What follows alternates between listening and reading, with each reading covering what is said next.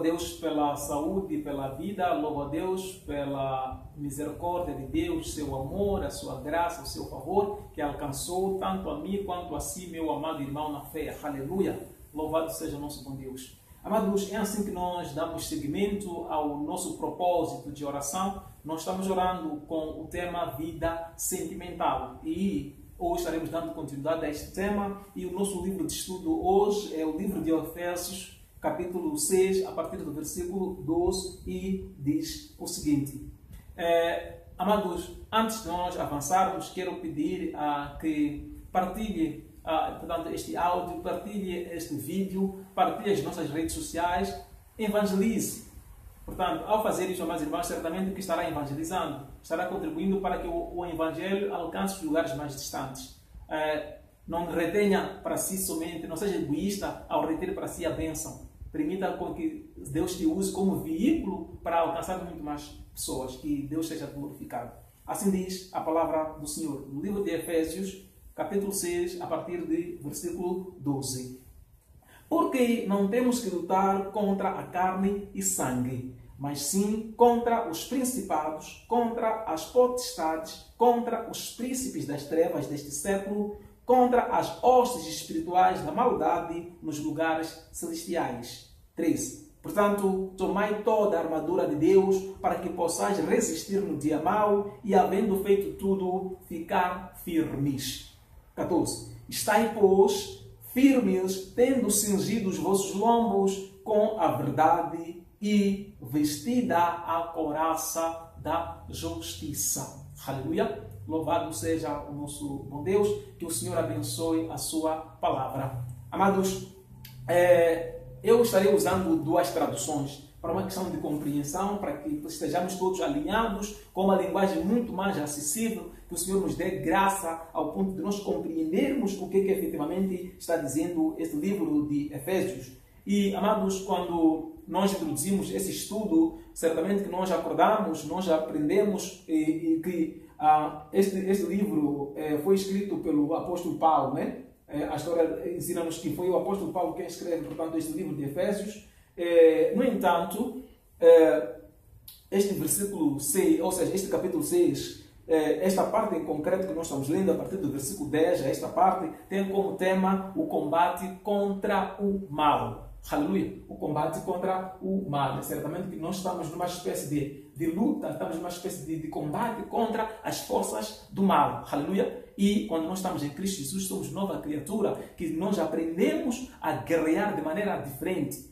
Aleluia! A Bíblia ensina que desde o tempo de João Batista, o reino dos céus, o reino de Deus, ele é atraído, é conquistado pela violência. No entanto, o entendimento que nós temos é que a violência de que se refere aqui não é uma violência física. E o apóstolo Paulo aqui vem confirmar, aleluia, vem confirmar quando ele diz que, pois, não é contra os seres humanos que nós temos de combater. Então, logo, fica claro que a nossa luta, a nossa violência é mais espiritual do que necessariamente carnal. Aleluia.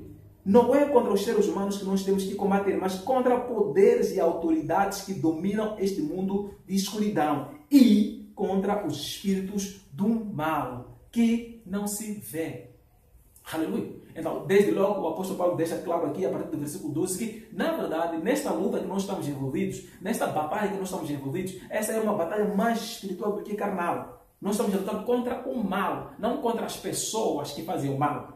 Aleluia! O que significa logo que poderão existir pessoas fazendo algum mal, mas o que nós devemos, a nossa concentração deve ser no sentido de lutar, de combater o mal, não de combater as pessoas. Nós não lutamos contra a carne, não lutamos contra sangue. É isso que a Bíblia nos ensina aqui. É isso que nós estaremos tratando hoje. E, amados irmãos, pelo que o nosso tema de estudo hoje é a vida sentimental, certamente que estaremos concentrados em nos munir de toda a ferramenta espiritual, de todo o poder de Deus, de toda a armadura de Deus, para combatermos, portanto, esta influência do mal, este mover do mal que afeta a nossa vida sentimental.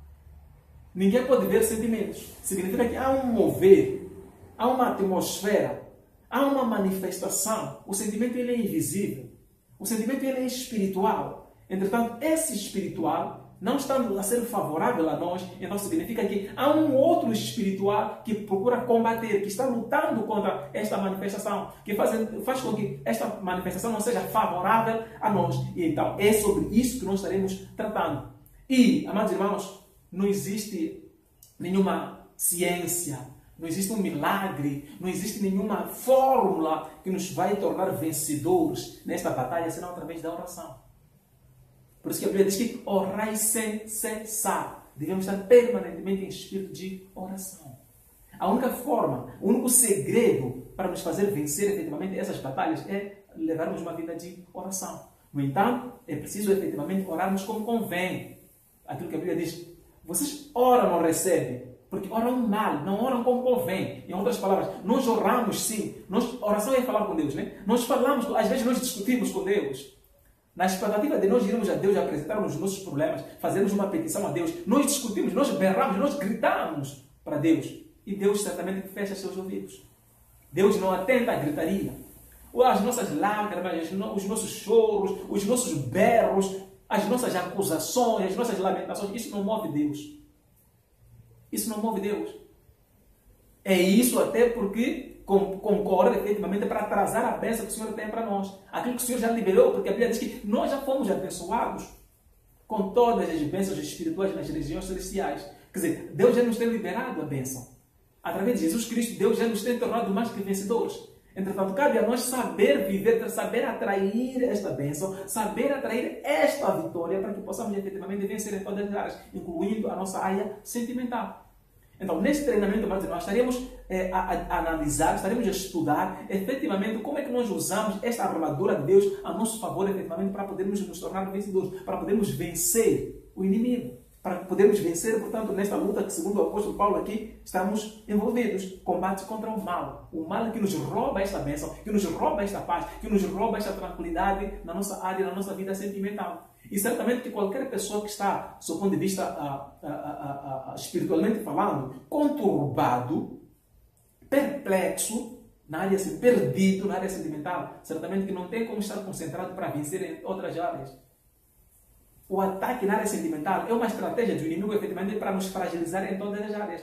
Uma pessoa fragilizada, abatida sentimentalmente, certamente que as suas finanças, a sua vida profissional, a sua vida em todas as áreas, efetivamente vai sofrer, portanto, perdas. Sirvam-se, por isso, das armas que Deus vos oferece para poderem resistir naquele dia difícil e para poderem ficar de pé depois de terem vencido todos os inimigos. Amados, dia após dia, inimigos se levantam. Ainda que de forma inconsciente, só o nosso andar, o nosso acordar, saindo de casa, o nosso trabalhar, qualquer coisa que estivermos fazendo, pode atrair inimigos. Se nós nos apercebermos, podemos atrair inimigos. E então, o que significa dizer que nós devemos estar constantemente, diariamente, vigilantes. Sirvam-se, por isso, das armas que Deus vos oferece para poderem resistir. Nós devemos estar vigilantes, orar e vigiar. Estarmos atentos, não andarmos distraídos, porque o inimigo nos tenta de todas as formas. E não existe uma outra forma de resistir às tentações do inimigo senão estarmos em Deus. Por isso que o salmista diz que Deus é o nosso refúgio. Nós nos refugiamos em Deus para podermos resistir, para podermos vencer as forças do mal, os ataques. O apóstolo Paulo diz que sujeitai-vos, pois, a Deus, resisti ao diabo que ele fugirá. No combate, na luta contra as forças do mal, é o mal que foge de nós quando nós estamos firmes em Deus. Quando nós estamos revestidos de toda a armadura de Deus, é o mal que foge. Quando nós analisamos, amados irmãos, aquela tentação de Jesus após ter sido, digamos, encaminhado ou conduzido ao deserto pelo Espírito Santo, a Bíblia diz que ele foi tentado lá pelo diabo.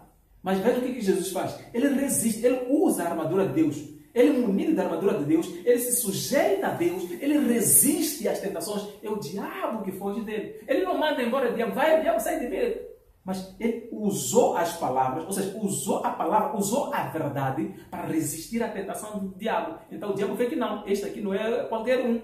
Este está ciente da sua identidade, ele sabe que é verdadeiro, ele é filho de Deus, sim, mas é um filho de Deus consciente, porque existem muitos filhos de Deus inconscientes. Aleluia! Uma das lições que nós podemos tirar aqui é que Jesus, ele mostra efetivamente que ele é um filho de Deus consciente, que sabe manejar bem a palavra. Aleluia! Estejam preparados. Usem a verdade como um cinto bem apertado e a justiça como a armadura. Amados, às vezes nós queremos vencer o mal nos sujeitando no mal. Queremos vencer a injustiça cometendo injustiça. Queremos combater a violência sendo também violentos. Estejam preparados. Usem a verdade como um cinto bem apertado. Amados, às vezes a verdade ela vai doer. A verdade ela não é favorável a nós. Por, digamos, circunstâncias da vida, por vezes nós nos encontramos fazendo coisas até erradas. Amados, é sábio nós reconhecermos os nossos erros. Porque quando nós tentamos fingir, fugir, quando nós não queremos encarar a realidade, queremos inventar, efetivamente nós nos tornamos pessoas falsas. E nós queremos combater o mal com a falsidade, não é possível. Estejam preparados. Usem a verdade como um cinto bem apertado e a justiça como armadura. É o apóstolo Paulo que diz que revistam-se de toda a armadura. Não uma parte, mas de toda a armadura. Em outras palavras, manifestem Deus. Sejam Deus naquela situação. Sejam Deus nos vossos lares. Sejam Deus nas vossas famílias. Sejam Deus nos vossos casamentos. Não é, eu sou Deus na igreja, mas aqui já meu marido vai me conhecer. Eu sou Deus na minha casa. Quando eu estou com os irmãos da igreja, aqui na minha família, já que meu marido não vai à igreja, já que a minha esposa não vai à igreja, então aqui Deus fica de lado, aqui sou eu. Eu quero resolver as coisas, eu quero lhe mostrar. Não existe mostrar, meus amados. Não existe mostrar. O apóstolo Paulo diz aqui, usem a verdade como um cinto bem apertado e a justiça como a armadura. Nunca podemos, digamos, ir à batalha desprevenidos. Nunca podemos querer enfrentar esta maldade, este problema que estamos enfrentando, usando as nossas próprias forças, usando a própria inteligência, nossa sabedoria, nossas estratégias, colocando Deus de lado. Somos vencedores em Cristo. Vencemos quando andamos em Cristo. Porque humanamente falando, somos fracassados. O Adão já nos mostrou que como humanos somos fracos. Como humanos somos imperfeitos, somos limitados. Mas Jesus venceu a morte e disse, está consumado. A nossa fraqueza, nós como humanos somos fracos, somos limitados sim, mas a nossa fraqueza, ela encontra resposta quando nós agimos no Espírito. E a Bíblia diz que a inclinação da carne é morte, mas a inclinação do Espírito é vida e paz. O que significa que para nos tornarmos vencedores, para conservarmos esta vitória, para conservarmos este sucesso em todas as áreas, inclusive na área sentimental que nós estamos tratando, nós precisamos de manifestar a espiritualidade. Aleluia! Nós precisamos de manifestar esse ser espiritual em nós. Porque a Bíblia diz que maior é que está dentro de nós do que o que está no mundo. No mundo só vemos problemas. No mundo só vemos pessoas. No mundo só vemos defeitos. No mundo vemos limitações. Mas o maior que está dentro de nós nos torna mais que vencedores. Razão pela qual somos intimados a viver, a manifestarmos a nossa espiritualidade, a inclinarmos no Espírito, diante deste problema que está a acontecer ali, diante deste visível que está a acontecer, deste monstro do seu marido, desse monstro da sua esposa, desse monstro do seu casamento. A Bíblia diz que nós devemos manifestar a espiritualidade. Devemos encarar isso na perspectiva espiritual. Devemos encarar essa batalha na perspectiva espiritual. Quando nós estivermos orando, quando nós estivermos entregando a Deus, nós devemos estar preparados para que não nos preocupemos, não nos percamos em invocar o nome no sentido de que é o meu marido João, é a minha esposa Maria, mas seja.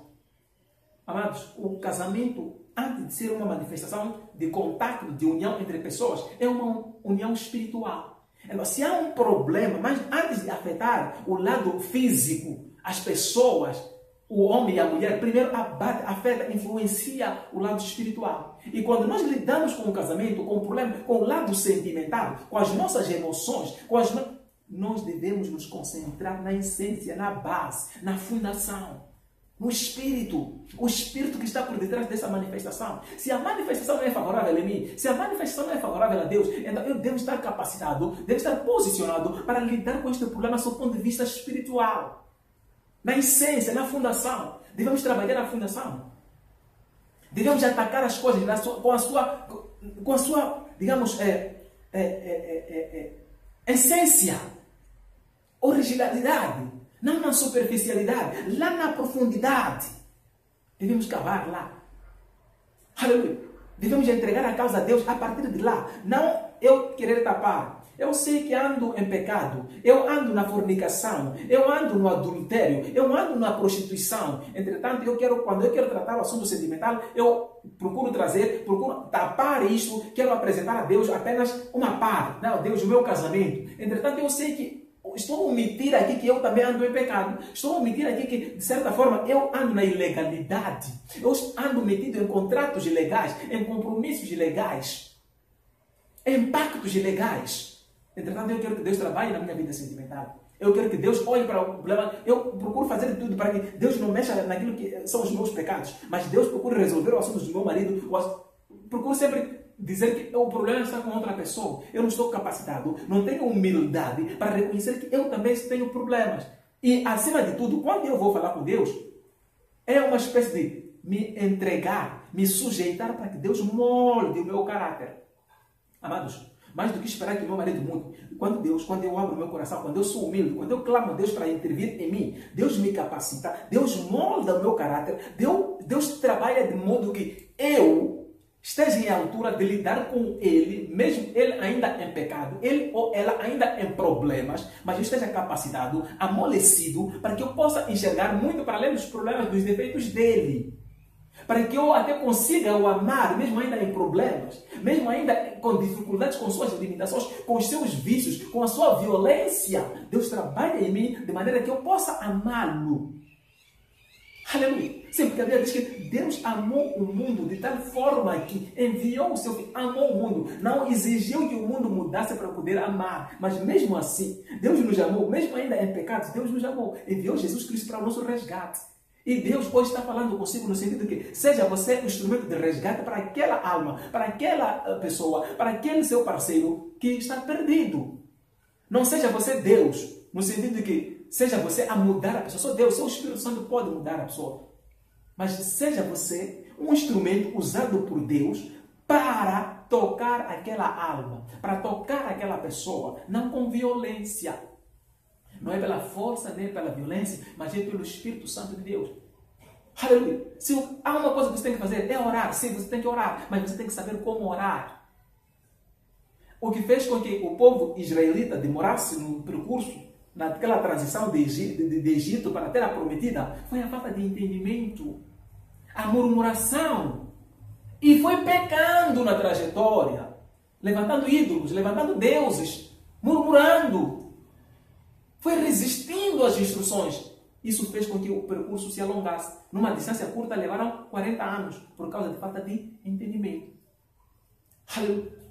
Então, quando nós não temos entendimento, amados irmãos, nós criamos muita confusão.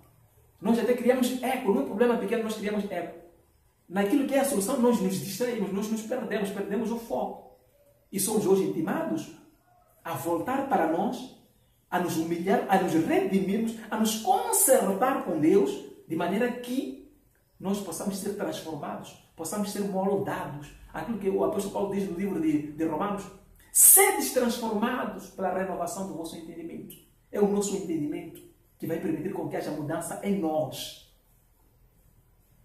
Assim que somos uma nova criatura em Cristo Jesus, nós pensamos diferente. Ontem nós agredíamos, éramos violentos, hoje somos violentos no espírito.